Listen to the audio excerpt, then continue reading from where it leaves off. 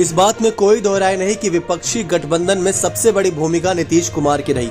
चर्चा इस बात की अभी तक चल रही थी कि नीतीश कुमार को ही संयोजक बनाया जा सकता है, लेकिन अब लालू यादव ने एक ऐसा बयान दे दिया जिससे पूरा खेल ही पलट गया है और ऐसे में विपक्षी दलों को काफी मजबूती मिलेगी।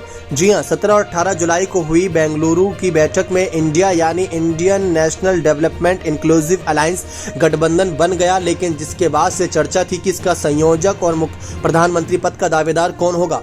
लालू प्रसाद यादव ने संयोजक को लेकर इस वक्त बड़ा खुलासा किया। एक मीडिया इंटरव्यू के दौरान लालू प्रसाद यादव ने इस मामले को स्पष्ट करते हुए कहा कि इंडिया अलायंस में कन्वेनर को लेकर कोई दुविधा नहीं है। संयोजक पद पर नीतीश कुमार की दावेदारी पर लालू यादव ने कहा कि कोई एक नहीं बल्कि अलग अलग राज्यों के लिए अलग अलग व्यक्ति को जिम्मेदारी दी जाएगी।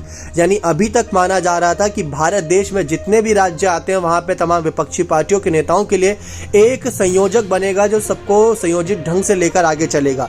लेकिन लालू यादव ने इस पर पूरा खेल ही पलटकर यह कह दिया है कि कोई एक संयोजक नहीं रहेगा, अब कोई अलग अलग राज्यों के लिए अलग अलग संयोजक, यानी कम से कम ऐसा संयोजक बनाएंगे, अलग अलग विपक्षी पार्टियों के मुख्य चेहरों को चुना जाएगा जिसमें से उनके ऊपर जिम्मेदारी दी जाएगी। उन्होंने कहा कि एक व्यक्ति के जिम्मे कई राज्यों की जिम्मेदारी दी जाएगी। जैसे मान लीजिए कि अगर नीतीश कुमार संयोजक बनते हैं तो उनके ऊपर जिम्मेदारी दे देंगे बिहार की, महाराष्ट्र की या फिर उत्तर प्रदेश की, ऐसे 3-4 राज्यों की जिम्मेदारी उन्हें दे दी जाएगी। तो ऐसे में तमाम विपक्षी पार्टियों को ये भी रहेगा कि सबको बराबर की जिम्मेदारी मिली है और कोई एक व्यक्ति पर निर्भर भी नहीं है, क्योंकि मान लीजिए वो व्यक्ति पाला बदलने का मन बना ले, और नीतीश कुमार की छवि तो वैसे भी रह चुकी है पाला बदलने की, तो वो भरोसा ना करते हुए यहाँ पर ये बड़ा खुलासा लालू यादव ने किया है कि कोई एक संयोजक नहीं बल्कि अलग अलग कन्वेनर रहेंगे, संयोजक रहेंगे, ताकि उन राज्यों में आराम से टिकट बंटवारे से लेकर सीटों के बंटवारे पर फैसला हो सके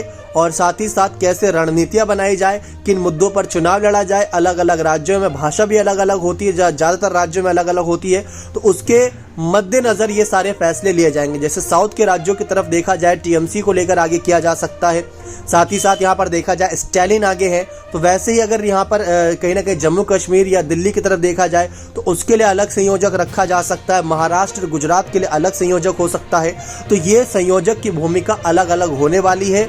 11 जो समन्वय समिति बनेगी सदस्य की वो अलग होगी। तो ये बात गौर करने वाली है कि ये पूरा गेम चेंजर साबित हो सकता है जो इस समय लालू यादव ने खुलासा किया। आप देखते हैं इस पर क्या एक्शन रहने वाला है अगली बैठक में। 31 अगस्त और 1 सितंबर को अगली बैठक महाराष्ट्र मुंबई में होगी। वहां पर भी कई दल जुटेंगे और उसमें संयोजक के नाम का ऐलान होगा। बने रहे चैनल के साथ। बहुत बहुत धन्यवाद।